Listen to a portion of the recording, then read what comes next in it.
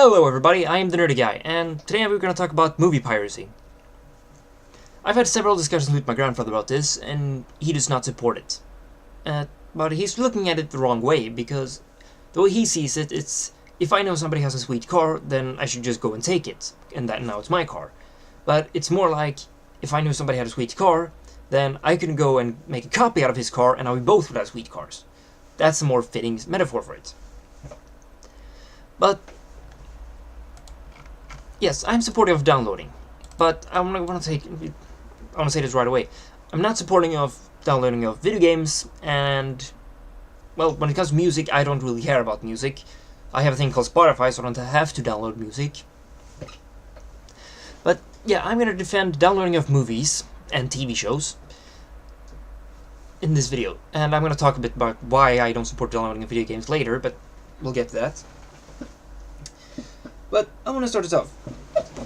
Hollywood is claiming that they're losing money because of downloading. Some people go as far as saying that, oh, the economy is losing, and the economy is damaged by the downloading, which is bullshit. The economy is not damaged by downloading, because we don't burn the money that we're supposed to put on movies.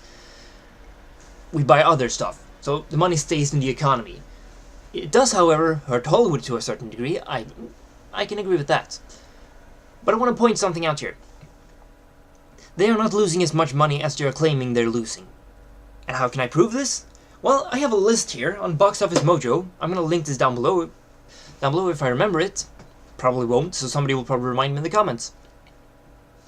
But the top of this list, the highest grossing movie of all time. You know what that is? It's Avatar. That movie raked in like 2,782,000,000 something, an insane amount of money. That movie came out after downloading started. In fact, if you look at this list, I'm gonna count. I say downloading started after 2005. Pirate Bay was founded in 2003. But I'm gonna be a bit generous here, so I'm gonna say 2005 because it took some time for downloading to get started. So I'm saying 2005. I'm being fair. I'm being more than fair. I'm being generous here. So if you look at this list, then the second place we have Titanic. That came out before downloading. That's second place. Third we have The Avengers, after downloading. We have Harry Potter and Deathly Hallows Part 2, after downloading. Iron Man 3, after downloading. Transformers Dark of the Moon, after downloading. Then we have Lord of the Rings, before downloading. Skyfall, after downloading. Dark Knight Rises, after downloading. Pirates of the Caribbean Dead Man's Chest, after downloading. Toy Story 3, after downloading. Pirates of the Caribbean on Stranger's Tides, after downloading. Jurassic Park, before downloading. Star Wars Episode 1, before downloading.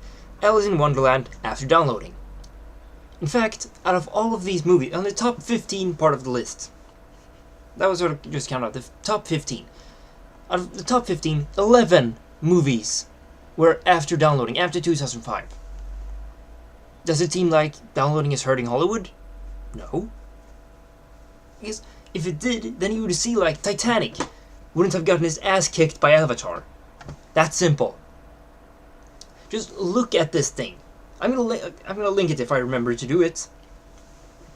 And you can take a look for yourself. If downloading really hurts Hollywood as much as they claim it does, then we would see a clear line, like here downloading was invented, and every movie after that would just lose money. We don't see that. Because they're still making money. In fact, in 2012, they made a new record on how much money they brought in. They brought in $10.59 billion in the movie industry. If downloading was hurting movies, don't you think they would not have broken the record? Maybe? I mean, was that just me? But, and I counted, like, here we have the top 100 list. If I go and take the entire list, I have top 100. I went through them all and counted. 68 of the 100 highest gross movies of all time. 68 came out after downloading.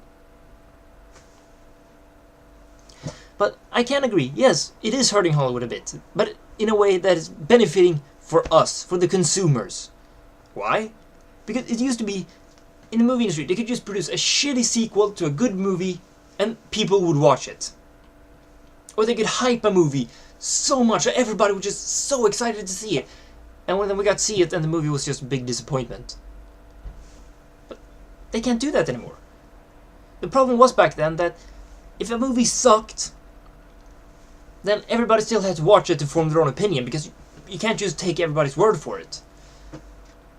If you want examples for this, like, when I talk about sequels, take Matrix. I like the first Matrix movie. The first Matrix movie is good. The second and third, not so good. In fact, I prefer to just ignore they ever happened and say, no, Matrix was just one movie. They should have made a sequel to that. Too bad they didn't. And if you want a absolutely perfect example, at the top 14 of the 14th highest grossing movie of all time is Star Wars Episode 1, The Phantom fucking Menace. I know it's not called The Phantom fucking Menace, but The Phantom Menace. It's on spot 14. That movie raked in more money than Star Wars Episode 4, which is generally considered the best. But that movie should not even be near that position. It should be so far down the list I had to scroll and go through 10 extra pages to find it. That movie is an abomination. And if we had downloading back then, it would not have reached top 14. Because when people watch it, they went, oh, well, this movie sucks. And they told their friends, like, yeah, don't watch the movie, it sucks, it's nothing, it's a disappointment. And they went, oh, well, I want to see it too, see if I don't like it. So LucasArts still made money on that movie, despite people didn't like it. And even if you wait until you reach VHS, then you still would give them money by buying the VHS. I'm saying VHS because I don't think DVDs were out back then. I didn't have a DVD player back then, and I was 5 years old back then, so...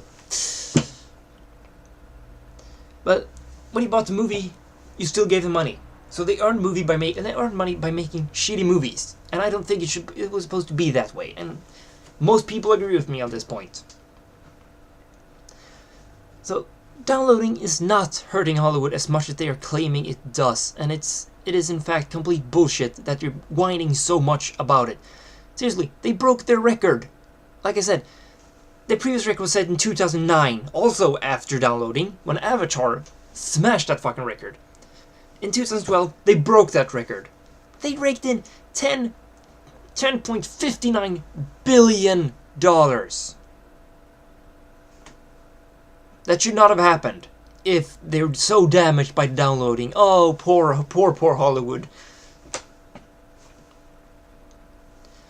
Most people who download movies, I say most people, because a lot of people claim they do this, but they don't do it. When you download a movie and they like it, they're gonna buy the DVD or Blu-ray or whatever you prefer to watch. I don't even bother about Blu-ray, but whatever. Most people do that. So, if you make a good movie and people download it, they will still watch it. They will still buy it, you will still make money for it. But if you produce a piece of shit, then you shouldn't make money for it just because you hyped it, or just because you made a sequel to a good movie. The only thing downloading is doing to Hollywood, it is forcing it to work harder. Because, fuck you, whenever you do lazy shit like Phantom Menace. Sadly enough, when I watched that movie, I was 5. I think about 5 or 6, maybe it's something around there. So I liked that movie, because when I watched that movie the first time, that was all I knew of Star Wars. It wasn't until I got older I realized this movie really is boring. I mean, all they do is talk. You went through like a 2-hour movie, just people just talking, council meetings, different council meetings, people standing in semicircles. And then, finally, they fight! Yes! Beside from the pod racing, the fight scene in the end is the only exciting thing in the movie. But I'm not here to criticize Phantom Menace. But one reason I make me think that downloading is so as high as it is because most TV shows, and this is definitely especially goes to TV shows, since movies have gotten better with this. It used to be earlier that movies didn't come to other countries like Sweden until a long time after it premiered in America, which was annoying as hell. But lately they fixed that with world premieres that they're using nowadays. But when it comes to TV shows, a lot of TV shows are incredibly lazy and slow when it comes to getting their TV shows international. I mean, people who live in other countries, we want to watch the TV shows in America too. So how about you fucking send them to international TV stations so we can watch them as well? For example, in Sweden, there's no channel currently broadcasting Breaking Bad. There's no way for me to watch that thing.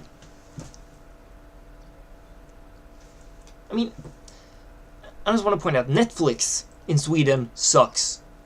Because they block pretty much every good movie there is. Like, oh no, you can't watch that in your country. Well, fuck you! There's no point to have Netflix in Sweden, because we don't have the same access as you do in America. And like I said, Breaking Bad, can't watch it. Nope. I'm pretty sure The Walking Dead, same thing. I don't think it's on any commercial... I don't think it's anywhere here in Sweden either. I'm gonna make a quick check.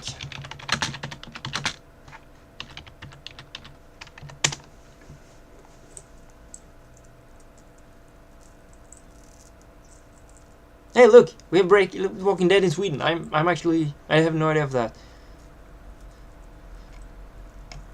Although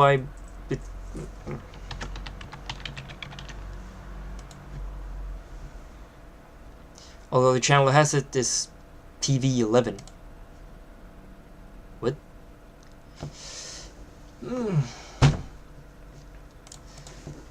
If you want people to stop downloading your TV shows, then get them out there. There are people outside of America that want to see these things. I want to watch Breaking Bad without having to download it. Game of Thrones is in Sweden, I know that. It's in... But we're like a year behind when it comes to the sending seasons. That's another problem. A lot of the shows, when they send the shows international, they wait so much longer than is broadcasted in America. They can wait like weeks or months in some cases before we get the show here. So if you want people to stop downloading it, get it international. I swear, you will have less downloading pretty fast. And the person who's running Netflix, stop blocking so many things on Netflix in Sweden. Seriously, do you want people to... I'm gonna take this moment also to make a quick rant, extra side rant, about a thing called HBO Nordic. It's like HBO Go, but for Scandinavia, and the service sucks. If anybody watches this who works at HBO, chances are not likely, then get somebody to fire the guys running the HBO Nordic, because they are ruining the brand of HBO here. They should not be running a service. They make promises left and right that they can't keep. They have lousy customer service. And I'm currently paying for something because I had to subscribe for a year for it, and I don't even want it anymore. It's useless. But main focus here is not HBO. Main focus is downloading. I also promised I want to talk about downloading of video games. I don't download video games because there's too much work that one's done in a video game. And I know there's a lot of work in TV shows and movies too, but if you like a movie, then if you download a movie and you like it, then you're very likely to buy it. If you listen to his... I can't talk about downloading music because I have Spotify. I don't have to. I have access to a huge music library. But when it comes to piracy of TV shows and movies, if you like it, you'll buy it. When it comes to video games, if you download it and then you play it and then you liked it, well, then you already played it. I mean, people rewatch movies. People are less likely to replay a video game. So, no. Downloading video games is a no-no for me. Downloading movies is something I can get behind. It's something I can defend. And the punishment people get for downloading crimes is insane. I mean, if you look at the Pirate Bay here, they were in trial. Let's see if I can find that place again. Blah, blah, blah. Ah, here. They got a year in prison and a fine of 30 million Swedish crowns. That's about 2.7 million... 3.5 US dollars. 3.5 million US dollars. That's a lot of money. And the punishment they got, a lot of people were complaining about it because they seriously received a worse crime than pedophiles. Than people raping. You could rape a school class. And you would get a less serious punishment for that than you got for owning a website where you can download movies. It's so much bullshit. I want to give some props to the guys who creators of Pirate Bay, because for those who don't know, Pirate Bay is a Swedish website. So it's created by my countrymen, or yeah, whatever. Anyway, that was what I had to say about this. If you like this video, please feel free to rate and subscribe. Leave a comment, say what you think about downloading, or what you think about Hollywood in general. Just leave a comment, say hi, I will reply to it. And, well, I'm a nerdy guy, and you just watched Nerdy Guy Rant. Bye!